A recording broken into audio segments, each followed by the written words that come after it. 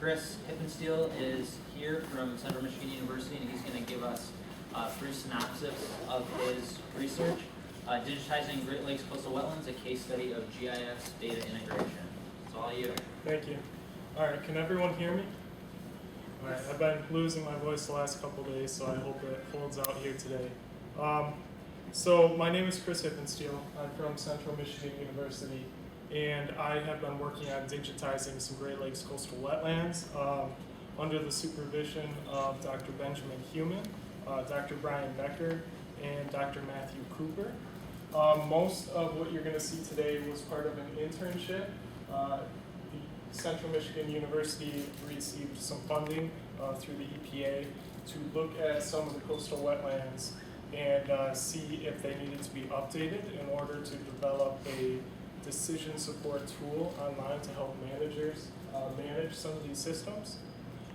So I'm going to briefly go through the objectives of this project, my introduction, some of the data that I use, and then some conclusions.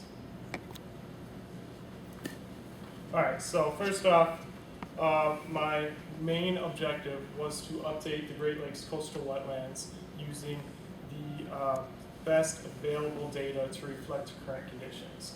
The initial coastal wetland inventory file was completed in 2004, so it's been about 12 years, and we really wanted to see if these wetlands have changed over the last 12 years.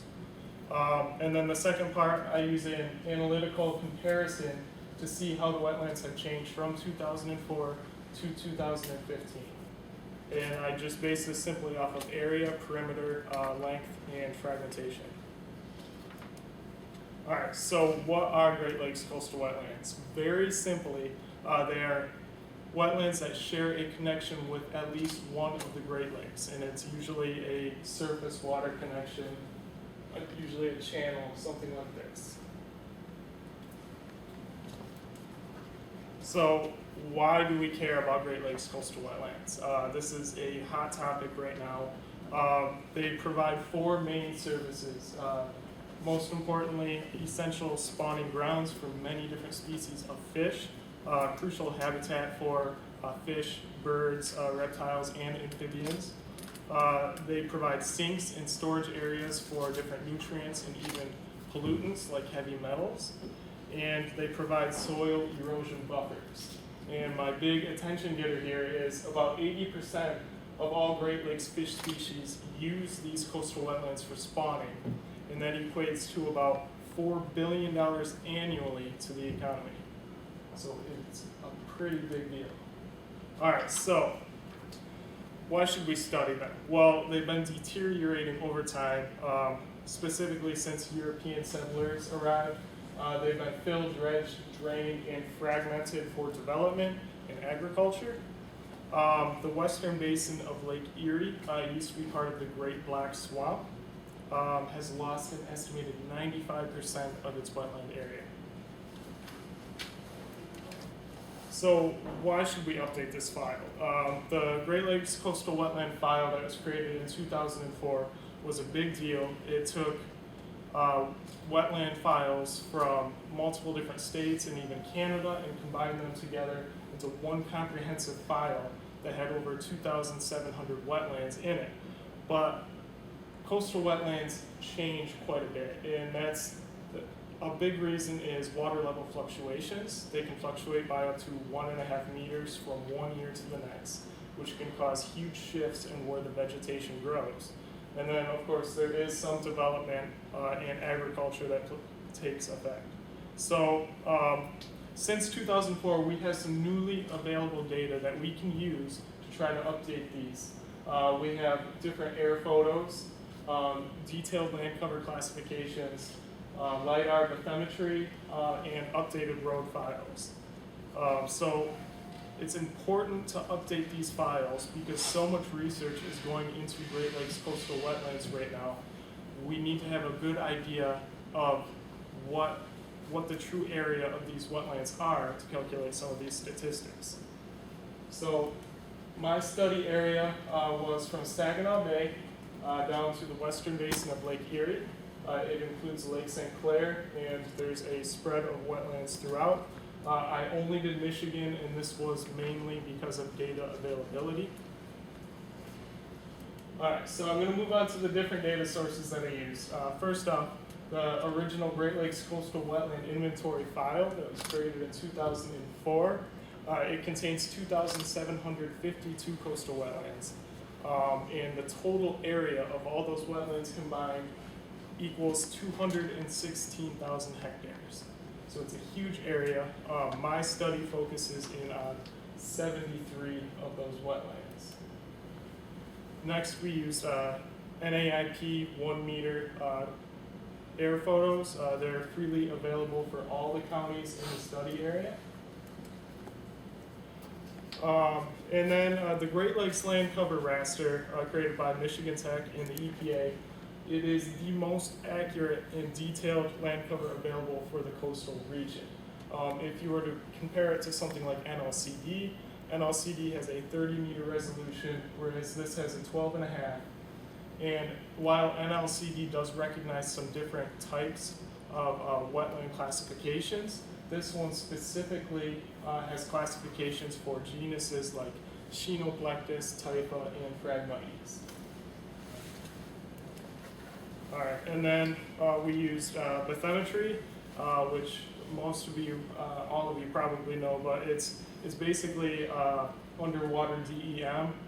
There's two different types that we used, an older version based on interpolation and a newer version based on LiDAR. And then finally, there's an all roads file from 2010, and this was mainly used to show fragmentation within these wetlands. All right, so this next group of slides, I wanted to show you the process that I go through to update each of these wetlands. So this is one specific region, West Saginaw Bay, wetland number 1. First, I throw in the imagery. Next, I add in the old 2004 wetland outline. You can see it in black here. I like to keep it transparent in the middle so that I can see the imagery underneath to really get an idea of the different classes here. Next, I add in the land cover layer. I usually use a 70% transparency so I can see the different land cover classes and how they compare to the imagery below it, and then I can toggle between them to figure out different things. Next, I use the bathymetry to black out regions that are deeper than 2 meters. Dr. Matthew Cooper, who is on my committee, is a wetland biologist, and we kind of decided vegetation should not be growing in water deeper than 2 meters for most of these areas, so this helps limit that out. And then we add in the roads layer to show fragmentation. And finally, in the light blue here, you come up with the updated wetland outline. All right, so very, very simplified set of rules and processes here. First, I select a wetland to update.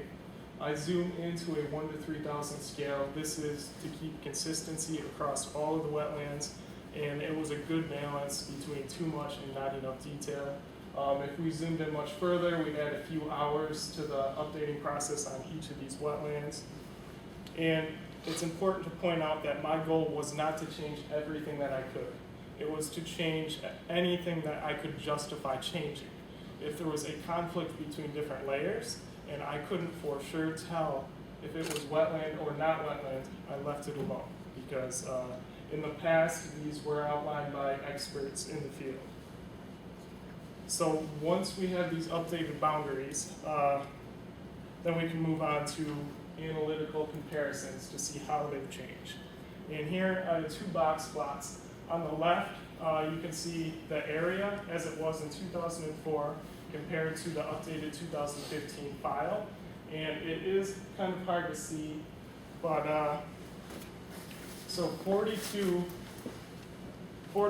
of the 73 wetlands decreased in size. No, 42 increased in size. But there was an overall decrease of 3,000 hectares, which is in the 11% decline. So the smallest of the wetlands were growing, but the largest were declining. On the right here, you can see the perimeter length in kilometers, and it increased dramatically from 2004 to 2015. 64 out of the 73 wetlands saw an increase in linear perimeter length. That's a growth of about 15%, and that's an average of 3.6 kilometers of perimeter growth for each wetland. Do you have a good grasp on what the drivers are for size changes? I hit on that a little bit later, Okay. but there's really three things going on there.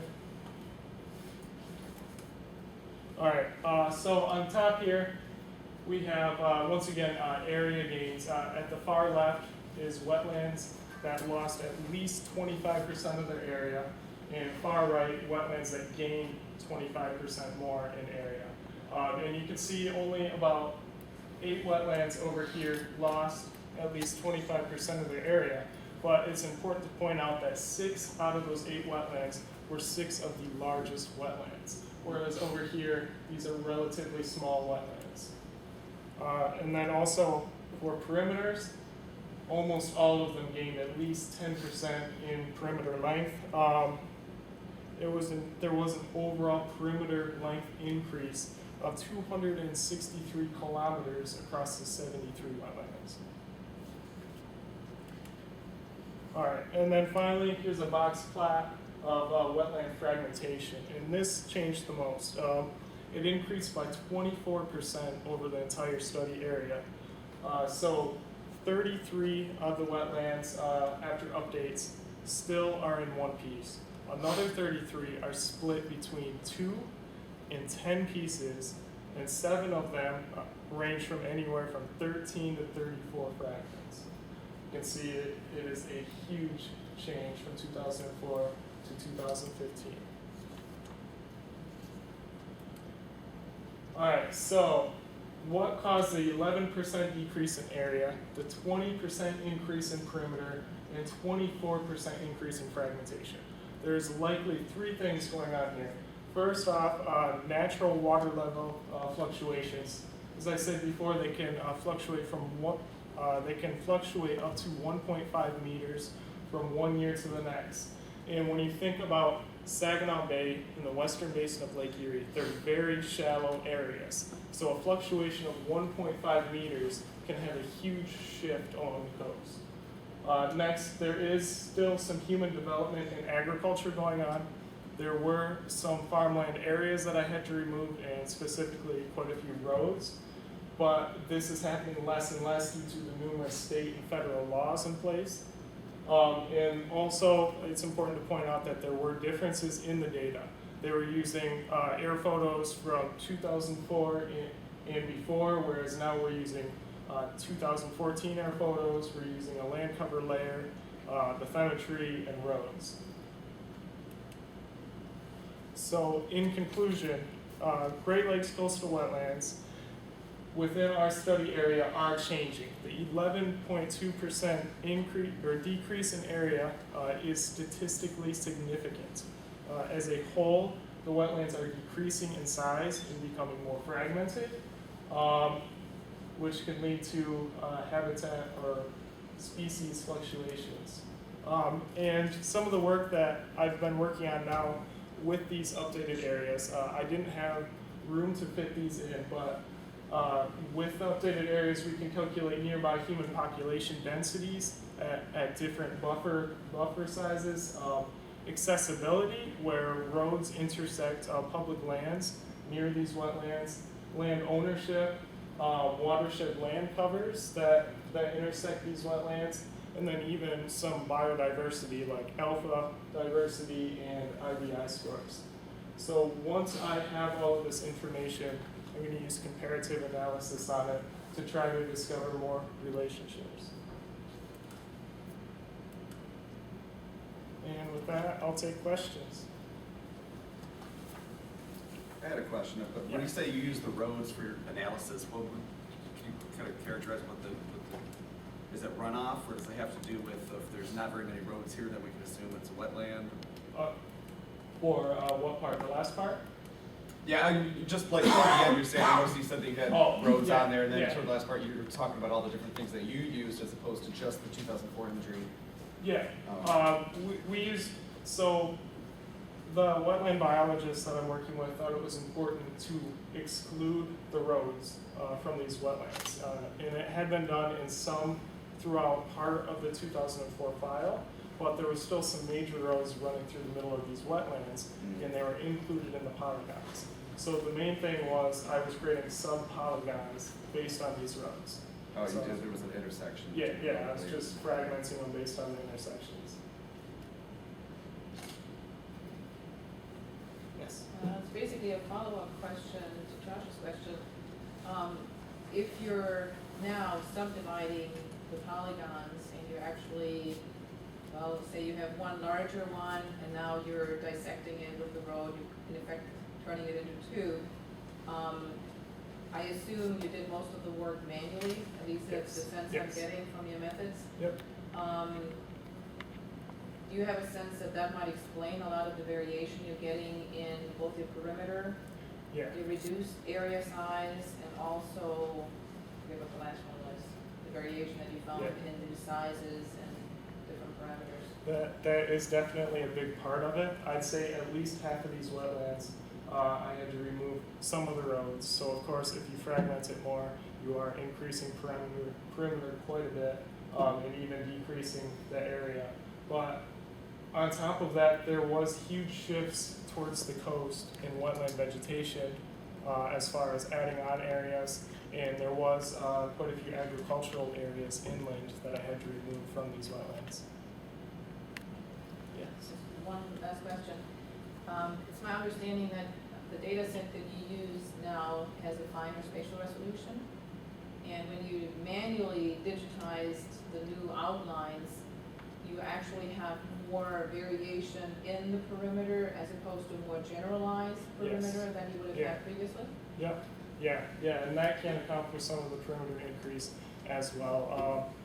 I with the 1 to 3,000 scale, I was trying to not vary on that. So I wasn't, a big reason why I wasn't automating, I wasn't trying to catch every single pixel shift, but trying to more generalize it. But it still plays a larger effect than it did in 2004.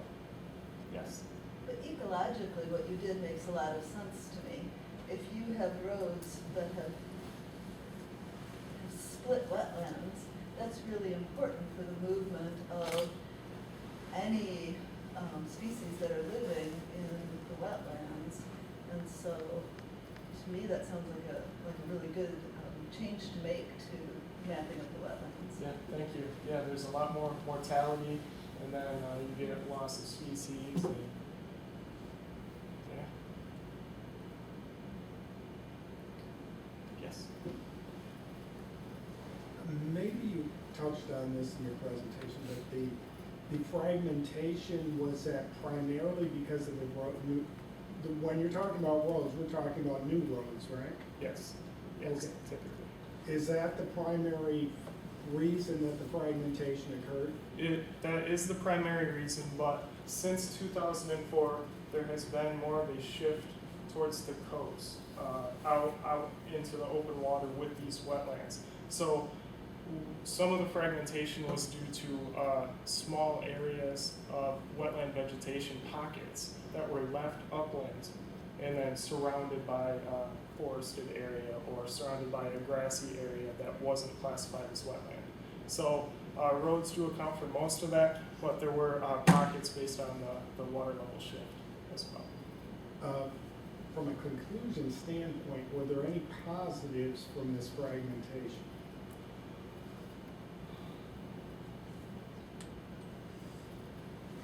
Not that I can think of right off the top of my head.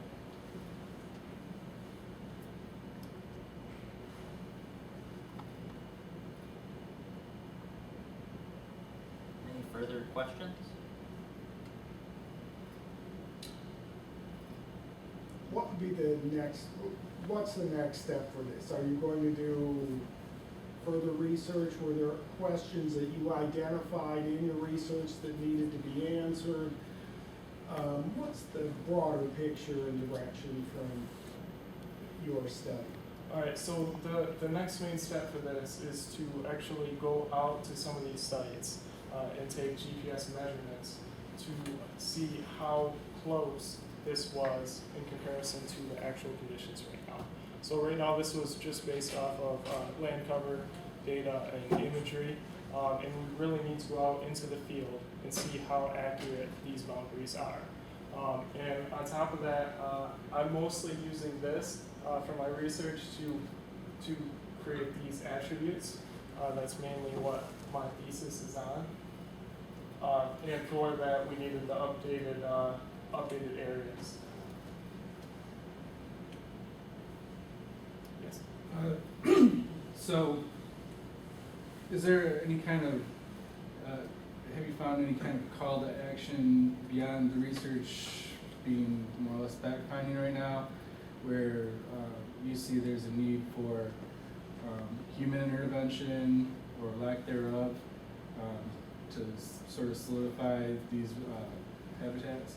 Yeah, well, I think as it's been pointed out here, there's still a big question as to how much of it is actually being caused by us and how much is being caused by the difference in updated methods. So using the updated imagery, using finer resolution, those obviously play an important role in this.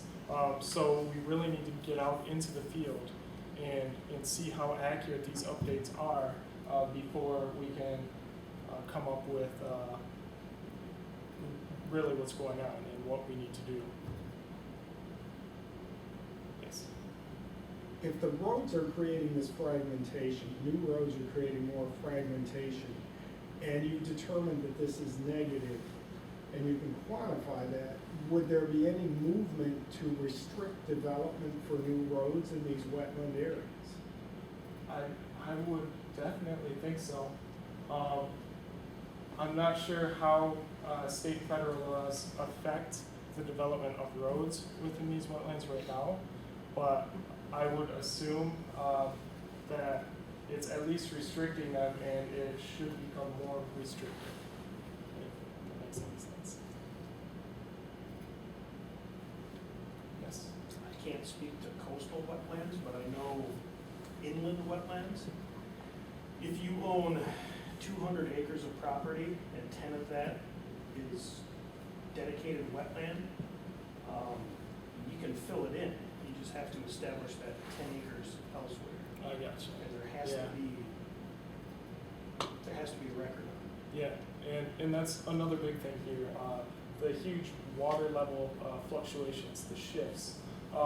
It becomes hard to tell what is or what could be wetland, because when the water level shifts 30, 40 meters outwards, and after 5-6 years it stays like this, that wetland vegetation that they use to classify these wetlands off of, it can disappear. And so after a certain period of time, you have land that looks great for farming or looks great to put a road on, and it isn't necessarily classified as a wetland anymore. So that plays a big role here. So I guess my point is that, it's not the Wild West anymore. Yeah. You can't just fill in any soggy hole you find anymore. Yeah. Anyone else? I just need a clarification because I'm not from the natural resources side. When you say new roads dividing wetlands, you're talking about the structural berm or whatever they build to support the road is dividing physically. Yes. Okay, just wanted to clarify that. All right.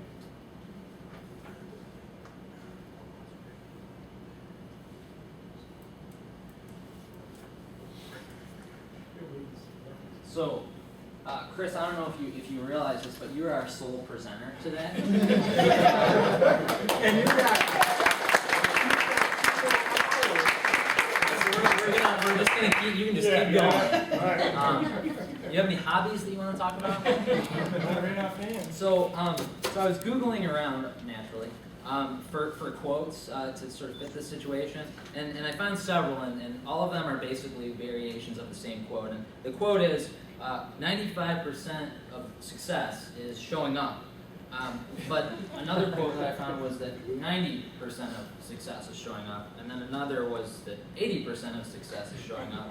And then finally, the last quote of the 10 Google results was, just showing up is half the battle.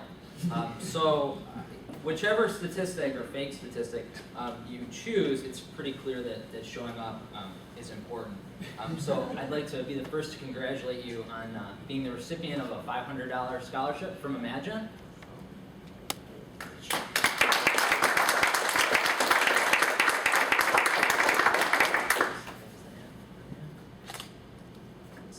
You're welcome.